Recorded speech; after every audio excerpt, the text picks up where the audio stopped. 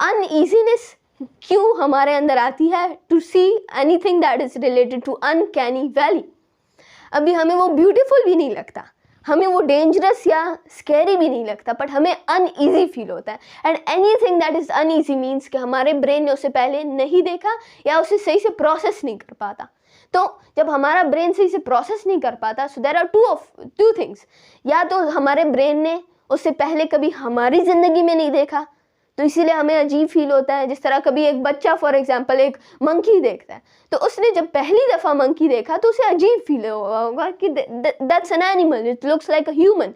वो जंप्स कर रहा है, वो दो पाँव पर चल सकता है इंसानों की तरह, पर वो इंसान नहीं है, वो कुछ और है, एक एनिमल है। तो वही सेम फीलिंग हमें मिलती है। हमारा ब्रेन ये प्रोसेस नहीं कर पाता if it's a dangerous thing और if it's a good thing. So ये जो अनकैनी वैली का एक फीलिंग है, ये हमारे अंदर, it must be two things. It is either an acquired feeling और it is either a biological feeling. Anything that makes us feel uneasy such as height, such as etcetera etcetera, वो सारी चीज़ें हमें पता है कि हम गिरेंगे नहीं, बट हमें फिर भी अनईजी फील होता है। क्यों? क्योंकि that is the same reason that we have acquired such a things that is known as biological information, कि हमें पता है कि you have to be away from that। तो इससे सवाल आता है कि जब हमारे ancestors like biological जो information है हमारे पास कि हाँ एक वक्त में इस तरह कुछ हुआ करता होगा जो इंसानों की तरह दिखता था बट इंसान नहीं हुआ करता था, तो बात यह आती है कि अगर हमें अनईजीनेस फील होता है, it has to be biologically. एक एक्सपीरियंस जो कि हमारे एंसेस्टर्स ने किया और फिर हमारे अंदर वो बायोलॉजिकली आया and we are now afraid of it, not afraid but uneasy of such things. तो सवाल आता है कि क्यों हमारे एंसेस्टर्स ने इस तरह क्या एक्सपीरियंस किया होगा कि जिसकी वजह से they must have felt fearful, they must have felt uneasy of such things. एक ऐसी फीलिंग कि जब हम इंसान से बात कर रहे होते हैं, it's all right, but talking to those things हमारा ब्रेन कंफ्यूज होता है, ये इंसान है कि नहीं। वो खौफ में भी रहता है कि ये इंसान नहीं है, बट वो खुश भी होता है और normal it feels beauty because वो इंसान की तरह भी है। तो हमारे एंसेस्टर्स में भी इस तरह कुछ हुआ होगा, कुछ क्रिएचर हुआ होगा जो कि इंसान की तरह दिखता था बट इंसान नहीं था। It used to look and mimic the human, but it was not a human at all. Something was uneven about it. हमारा ब्रेन चूँकि उसने पहले कभी इस तरह जो दूसरा क्रिएचर था, हमारे एंसेस्टर्स के पास फाइट और फ्लाइट हुआ होगा उस क्रिएचर्स के लिए। क्यों? क्योंकि उन्हें पता होगा कि एग्जैक्टली वो क्रिएचर किस तरह दिखता है और एग्जैक्टली ह्यूमन किस तरह दिखता है, उसके अपने टाइप्स के लोग किस तरह दिखते हैं। तो उसको तो पता होगा, बट हमारे पास तो वो क्रिएचर है ही नहीं कि हम उसे जाने। अगर हम देख पाते उस क्रिएचर को तो हमारा ब्रेन स्कैर्ड होता। हमारा ब्रेन जब किसी अनकैनी वाली चीज़ को देखता तो उसे खौफतारी होता।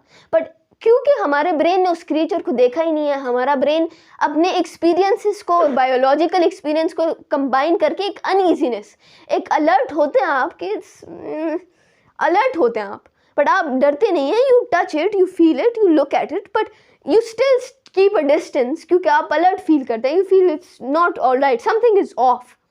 तो यकीनन कुछ ना कुछ तो इस तरह क्रिएचर हुआ होगा कि जो कि इंसानों की तरह था, इंसानों की तरह दिखता था। It was the same height, it was the same looks, possibly not height but the looks, but वो इंसान नहीं था। दो सवाल आते हैं, दो जवाब आते हैं, बल्कि दो रिजल्ट्स। एक था निएंडरथॉल्स, इरेक्टस, होमो इरेक्टस और मुख्तलिफ और जो स्पीशीज़ थी, ये उनमें से हमारे अंदर अडैप्ट हुआ होगा। May be all these humans were not at good par and यकीनन the Homo sapiens were afraid और fearful of these other species. अब यहाँ पर भी फिर एक जवाब आता है हमारे पास कि क्योंकि वो डरते थे, वो छुपने के अंदर आदी थे, उनको पता था कि छुपना किस तरह है। अब वो छुपते थे, इसीलिए वो सरवाइव किए आइस एज, इसीलिए वो हम लोग आज भी इतने अच्छे हैं। और जब भी हमारे पास एक टेंस सिचुएशन होती है, हम कहीं किडनैप होते हैं, इस तरह क्यों होता है कि मुख्तलिफ लोग किडनैपिंग के बाद मुख्तलिफ लोग किसी जगह में बंद होकर फिर भी वो निकल आते हैं, सरवाइव कर जाते हैं। हमारे अंदर स्किल्स हैं खुद को निकालने की उस सिचुएशन से। क्यों? हमारे एंसेस्टर्स के अंदर वो स्किल हुआ करते थे। तो फिर सवाल आता है कि अगर होमोसेपियन से हमें खौफ लगता था, सॉरी होमोसेपियन नहीं और ह्यूमन स्पीशीज से हमें खौफ लगता था, तो क्यों लगता था? और क्यों हम लोग छुपते थे, वो नहीं छुपते थे? और क्यों वो बाहर होते थे, वो बाहर हंटिंग करते थे, वो बाहर कबीलों के अंदर, वो बाहर अपने ट्राइब्स के अंदर चलते थे, और हम छुपते थे? What were the reasons? What might have been the cause? क्या कॉज था उसके पीछे? We still are not sure about that, क्योंकि जितना हमें बोन्स मिले हैं, जितने हमें मुख्तलिफ यू कैन से पार्ट्स मिले हैं of those different other human species, हमें कोई आइडिया नहीं है कि क्या इस तरह मुख्तलिफ हुआ करता था जो कि इन ह्यूमंस को हमसे मुख्तलिफ बनाता था। क्या इस तरह खौफनाक बात थी उन ह्यूमंस के अंदर? क्या वो आदमखोर थे? क्या वो एक एक्सपर्ट हंटर थे? क्या वो अपनी ही काइंड को हंट करते? क्या वो एक थ्रेट थे? क्या वो सच में एक इतना इनकंसीवेबली पावरफुल फोर्स थे नेचर के? Because until now we know human species are perfect, they are brilliant, they are the most smart, they are the top of the food chain, they are the controller and ruler of the planet, they control everything. हम खौफ ज़्यादा होते हैं शेर और tiger से, but हमें अपनी अपनी पावर का नहीं पता। Nothing is safe from us. दुनिया की बल्कि कायनात की हर एक चीज़ हमारे पाम के अंदर, हमारे हाथ के अंदर मौजूद है। We control everything in the world. और ये बात इससे भी पता चलती है कि इंसान के लिए अल्लाह ताला फरमाते हैं कुरान के अंदर कि ये पूरी कायनात मैंने इंसान के लिए बनाई है।